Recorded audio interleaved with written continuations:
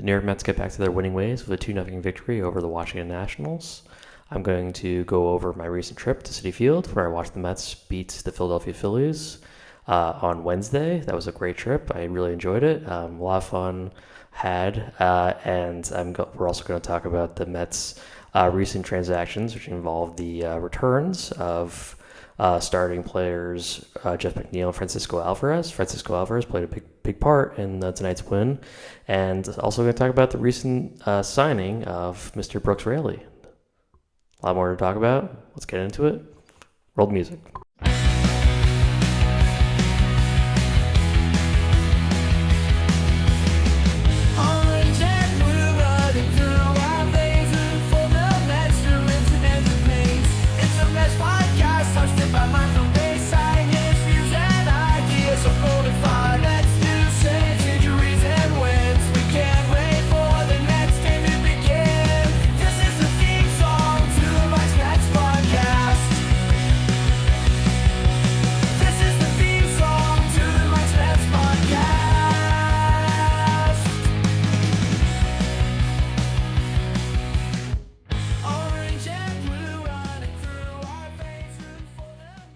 Welcome to Mike's Mets Podcast. I'm your host, Mike Peixoto. Hope everyone had a wonderful Saturday night, and certainly was wonderful watching the Mets beat the Washington Nationals 2-0.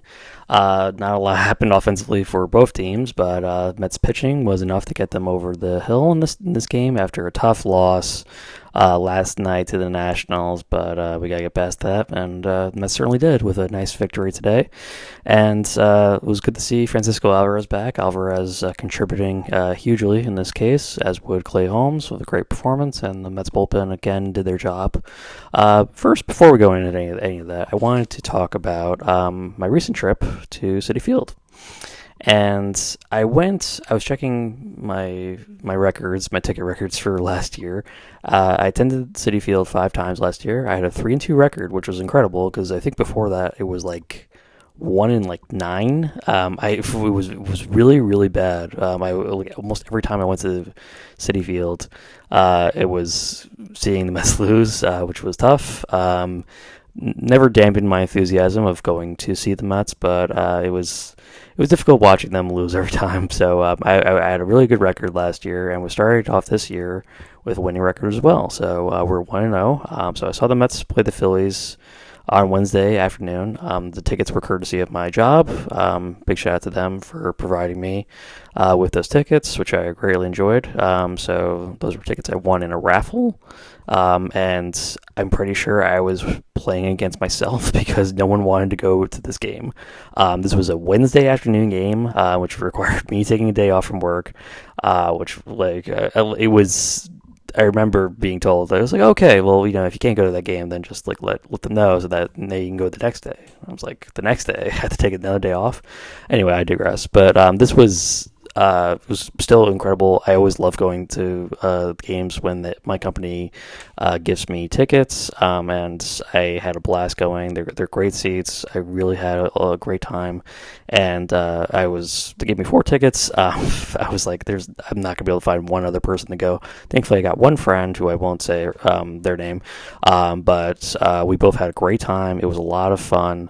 I certainly had more fun than she did, because this was that's not really her thing. She was actually rooting against the Mets at certain points during the game because she just wanted to see me fail.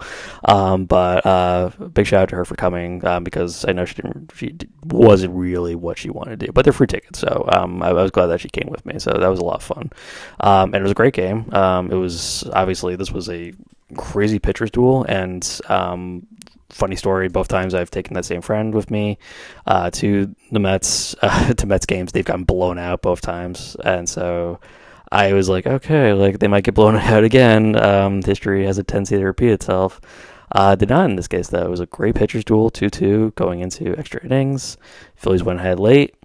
And I almost said, let's start getting going now, before the crowd start to push us out, all that stuff, don't leave the stadium, but get onto, get out of the seats and get out of there. So that we have at least a quick avenue out of Citi Field, once the game is over.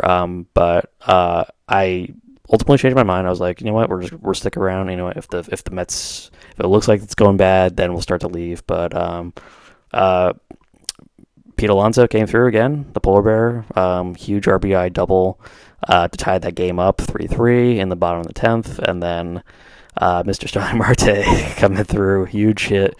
And as soon as Marte came up to the bat in that game, I was like, this guy's going to do what he always does, which is that he's going to go straight up the middle or opposite field, and he's going to be looking for a single. He's not going to be looking to do anything else, but I'm going to try and get a single. I'm going to score Alonso from second base. And he did it. He did the exact same thing. I was like, and it was huge. This was the first walk-off victory I'd ever been to in my life.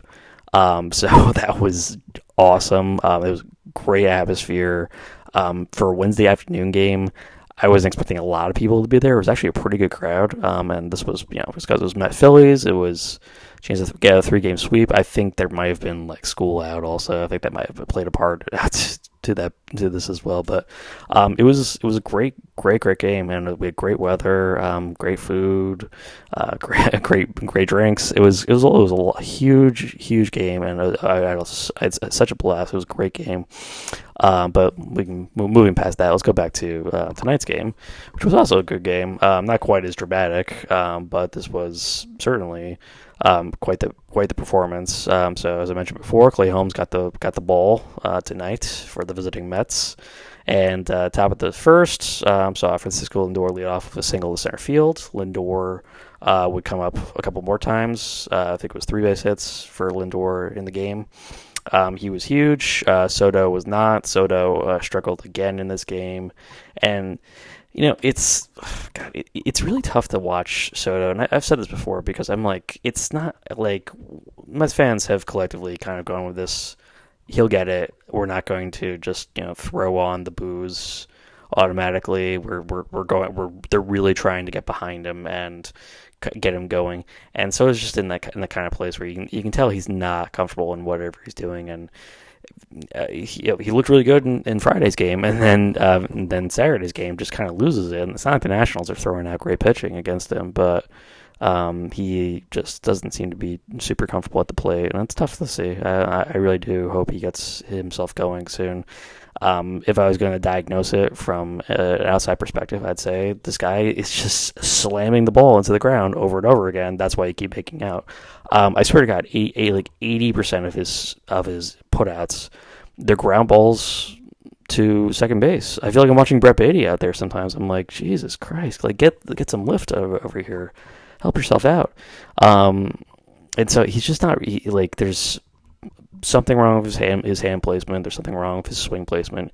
It seems crazy to kind of criticize a master at his art form, but clearly he's not doing something right. And I'm assuming that he and the Mets hitting coaches are working with him on whatever they need to be getting done, because there's obviously a lot of pressure on him, but this is more like, it feels like just a physical thing than anything like mentally. I think he just isn't really positioning himself correctly, and the fact that you can see in the data, if you go to like Baseball Savant, like they've analyzed his swing, he is not hitting at the same angle that he was last year. His launch angle is about 5 degrees less than it was in 2024 when he was on the Yankees, and it might be a conscious choice on his part. He may have felt like he needed to do that. It was unusual. His career, his entire career, he's mostly been at this level swing.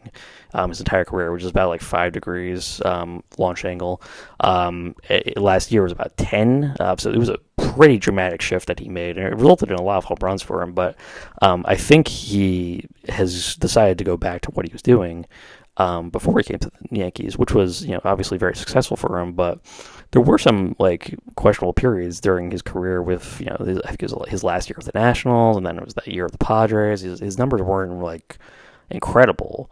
So I look at it and say, like, this is Soto's made some poor choices in terms of his wording, but part of it is that Alonso is not quite the same hitter that Aaron Judge is. Not to say that Pete Alonso hasn't been outstanding this year, but it's you can tell he's just not really. He's just pressing too much, and I think looking to do maybe not enough. There are times I'm like, you're being too patient at the plate. Like he's letting strikes go by, and that's just kind of his way. But yeah, it's just tough to see. So not much happening for this game until the second inning. Scoreboard was silent, and then top of second, Mets broke through. Brandon Nimmo grounded out, but Mark Vientos struck out. But with 2 outs, Jesse Winker would connect with a single to center field. That brought up Francisco Alvarez, who launched a home run, and this was 358 feet to opposite field. It was kind of it was a hanging off speed pitch. I don't know what it was, but left it right over the plate. And Alvarez was a little slow on this because I think he was trying to pull it, but he had enough. I mean, Alvarez is very strong, so this was one that, like, even if he missed it slightly, it was going to be going out, and he cracked it just fair in right field, and it was all the scoring for the rest of the game. So ultimately, this was left in the hands of Holmes, who was, as he has been for much of the first month of the season, really sharp. Looked like very in control of what he was doing. His final pitching line was 5 innings, 4 hits, unusually only 2 strikeouts, which was surprising to see. Holmes has most of the time been a guy who's been striking out about 50 to 60% of the batters that he faces. So it was pretty unusual. You can see his strikeout rate much higher than this, but encouraging was that his walk rate was nothing today. It was 0 walks. His walk rate has not been good this entire year, and generally for his entire career he's had trouble with that, but was sharp for the most part. Was pulled after 5 innings, and put in the hands of the bullpen at that point. Danny Young, who I'll talk about in a second, was really great in this game. In his 1 inning of relief, he struck out 3, allowed a base hit, but scoreless frame. Good to see. He would leave it up to Reed Garrett. Reed Garrett pitched a scoreless 7th inning, allowed 2 hits. But Garrett, who's been used primarily more as like a 1 inning reliever this year, has been pretty sharp this year. And he started off last year really good also, but pretty sharp probably doesn't do it justice. He still has a 0 ERA this year, so he's been obviously electric. And we saw AJ Minter come in, did not do much. He left after 9 pitches and was pulled in favor of Max Kranick, who got the final outs in the 8th inning. And then finally it was Edwin Diaz, and Diaz, of course, had to make at least 1 base runner happen, but was very sharp, though, on his part also. Struck out 3 to end the game, and looked otherwise electric. So it's kind of, you never really know what Diaz you're going to get earlier on this year. It's tough to watch that, but obviously he still has the pedigree and the stuff to get things done, even when he may not have everything on a night-to-night basis. But we've been seeing a lot of Diaz recently, and it's been kind of hit or miss, but it is comforting to see that this is a guy who can still strike out 3 batters in a frame whenever you need him to. So really, really fantastic stuff. And good to see the Mets get back to a win, which was important. We saw yesterday the returns of Jeff McNeil and Francisco Alvarez. They sent back down Henry Sanger, who, thank you for your service, Sanger. He had a pretty decent time up here. Wasn't incredible offensively, but did his job defensively, and I think was a perfectly salvageable, like, 3rd string catcher, for the most part. And I hope he gets more opportunities as the season goes by. But this is probably not going to happen unless there's an injury to either Alvarez and Torrens, and let's hope that's not the case. It's a tough break for Torrens because Torrens has been so good for the Mets since Alvarez went down. Alvarez is obviously going to inherit the majority of the playing time, and we're not going to see Torrens as much playing, which is it's tough to see. But I think Torrens is an outstanding backup. I think he's a really, really good player from behind the plate and in the batter's box. He really does his job. And Alvarez, we saw with the throwing out a base runner in the first game of the series, then coming up with a 2-run home run. He's already doing his job. He's already doing things that they need him to do. And him being there, and I've said this before many times, but him being in that lineup just makes them so much deeper and makes them so much more dangerous. As good as Torrens was, there is a lot more inherent danger of throwing something over the plate to Francisco Alvarez. Alvarez just has the pop to really turn a game on its head, like he did tonight. Brett Beatty sadly had to go down, and boy, this is tough because Jeff McNeil coming back. McNeil has not done much. This was one of those games where I'm just like, okay, well, you're doing the exact same thing that we usually expect from McNeil, which is that it was a 1-3 game, comes up with a single. His approach at the plate is pretty much the same as it was in the second half last year when he made that kind of a change in his approach at the plate. There's a change in his stance. He looks to be looking to drive the ball more than what he was doing previously, which was a lot of like slap hitting, which led him to a batting title, but clearly wasn't working for him much last year. And he's been doing more of this drive the ball since he's come back up, and it was tough to see Beatty go down because he came up with that big 2-run home run in the game that I went to, and it looked like, okay, like maybe he's getting off the schneid for the first time in a while, and maybe he just needs time off. I'm going to look at this as like a Vientos type situation, and I'll hope it's going to be like that, like where when the Mets sent down Vientos after he was contributing greatly to the team and was coming up with some big shots, was contributing really great for them offensively, and then they had to send him down. And Vientos kind of took it personally and came back up, and then was obviously once he came back up, he was a starter for the rest of his tenure with the Mets for that season. So Vientos has been a huge part of this team from in the middle of that lineup, and here's hoping that Beatty can eventually grow into that. I have my own feelings about McNeil, which is that I do think that McNeil is kind of a dark cloud whenever he's up there. He's just a guy who is just extremely passionate, and so a guy who is just very like, oh man, if I don't get a base hit, now I'm going to crash my helmet into the ground. He's kind of a mood. He's kind of a tough hang, really, for the most part. And so I do feel like he can at times affect the clubhouse chemistry, and that I do think that Brett Beatty was, for whatever you think of him as an offensive and defensive player, was very well liked and is a really contributing guy who really likes just cheering on his teammates. And it's not to say that McNeil isn't that guy, but I do feel like McNeil sometimes gets it in his own way in that regard. So we have McNeil back. He defensively looked really bad the first game, but it's just rust. It was a tough loss for the Mets that night, and him failing to come up with that defensive play to save that game late was certainly a blow. But you just got to get past that, and hopefully McNeil can start contributing to this team offensively, because again, he can really help this team be even more dangerous if he's on the right foot, if he's looking correct, if he looks like the player who can be contributing with base hits and doing a lot of things for this team. The lineup looks really, really good with the two of them in there, and hopefully those two can contribute to wins going forward as well.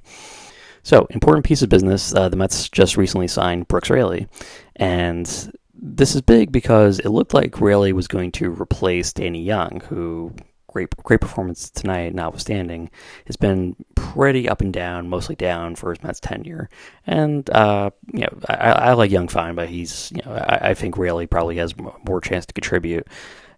However, the big story tonight was that AJ Minter went down with a tricep injury. They don't know what exactly the timetable is right now or how bad the tricep injury is. But it was tightness. This could lead to maybe a strain, hopefully not. But my guess would have been that Danny Young was probably the guy to go down if they sign Raley, and Raley looks ready to contribute to the team at some point. Who knows when? But they were. The potential was that Raley was going to probably go in there and take over Young's job. Now, if Minter sees any kind of extended time on the IL, you're probably going to put him really at in that role once they have him ready to go. And really is probably going to have to do a bit of a tenure in the minors for a bit, just to see when he's ready to contribute. But my assumption is that Rayleigh would be up to help the team at any point if there was an injury like there was right now. And so, again, they don't know how long Minter's going to be out. This kind of leaves Danny Young to sort of take over as the lone lefty in the bullpen. That's a very tough job to be the one left-handed reliever in a bullpen. But, again, the Mets have been so effective with Brazoban and Kranick, guys who have been good on, from against batters on both sides of the plate. So with those guys in there, Budo, and of course Diaz, it's a pretty effective group when you think of that. You have all those guys in there. It can be pretty dramatic if they have also a healthy Minter and Brooks Raley in there. And unfortunately, the lone guy would have to go would be Danny Young, but it's been just spectacular. And you factor in that they still don't have Daniel Nunez back either. That's pretty amazing. So continue to monitor that bullpen situation. Continue to monitor AJ Minter. But otherwise, beyond that, it was a great win tonight. I was very encouraged to see the Mets bounce back. 2-0 shutout, nothing to sneeze at. Would like the offense to get going a little bit more, particularly Juan Soto. But the Mets continue to win. 19 wins now on the year, and a great start to the Mets season in 2025. So I'm excited to see more. I'm excited to go see more games at Citi Field. I forgot how wonderful it is. It's a great ballpark. I love it so much, and I'm so proud of it.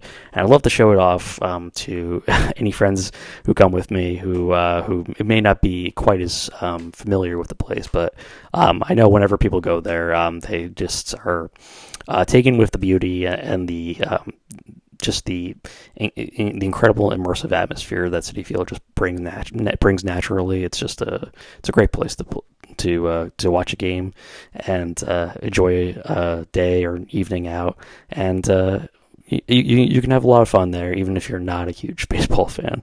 So I can't wait to go back, and can't wait to see more Met wins, hopefully, and hopefully we'll be getting maybe more as the season continues.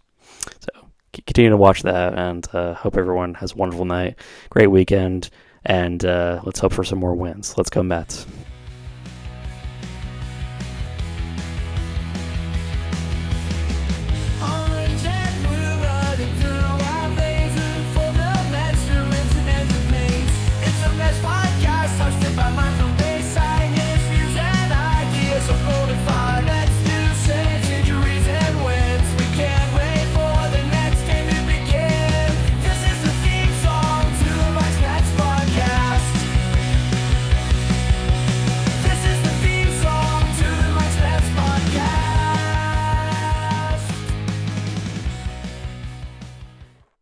Thank you for listening to Mike's Mets podcast. If you haven't already, please follow us on Spotify and subscribe to our YouTube channel. Leave a like and a comment. It helps so much. Finally, please follow our Twitter and Blue Sky pages. You can find us at Twitter at Mike's Mets Pod, all one word, and on Blue Sky at Mike's Mets Podcast.bsky.social. Thank you very much. Have a wonderful day or evening, and let's go Mets.